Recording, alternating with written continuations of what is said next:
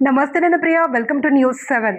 Ravulapalem camp కార్యాలయంలో సోమవారం నిర్వహించిన కార్యక్రమంలో కొత్తపేట ఎమ్మెల్యే బండారు సత్యానందరావు 53 మంది లబ్ధిదారులకు మొత్తం 40,88,661 విలువైన ముఖ్యమంత్రి సహాయ నిధి చెక్కులను అందజేశారు.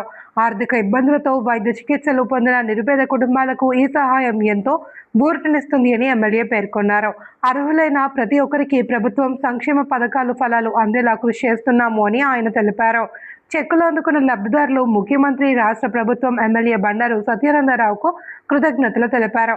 ఈ కార్యక్రమంలో ప్రజాప్రతినిధులు, పార్టీ నాయకులు, అధికారులు, లబ్ధిదారులు పాల్గొన్నారు. అందులో 3 ఎల్ఓసీలు ముందుగా పట్టుకెళ్ళిపోయారు. 50 చెక్కులు ఇక్కడ ఇవ్వడం జరిగింది.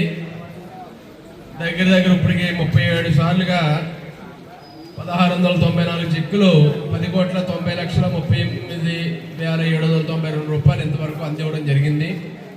ఈనాడు ఈ దఫా ఈ 37వ దఫా 40,88,661 రూపాయలు, ఆత్రేయపురం 16 చెక్కులు, రావులపాలెం 13 చెక్కులు, కొత్తపేట 16 చెక్కులు, ఆలమూరు 8 చెక్కులు, అన్నీ కలిపి 53 మందికి ఎల్ఓసీలతో ఇవ్వడం జరిగింది. చంద్రబాబు నాయుడు గారు ఎంతో అభిమానంతో మన నియోజకవర్గంలో కోరిన వెంటనే పేదలు ఇబ్బందుల్లో ఉన్నారు, ఆరోగ్యపరంగా వైద్యంకి ఖర్చు పెట్టుకుని ఇబ్బందుల్లో ఉన్నారు, వారిని ఏదో విధంగా ఎంతో కొంత సహాయం చేయాలని కోరితే ఈ విధమైన సహాయం అందిస్తూ ఉన్నారు.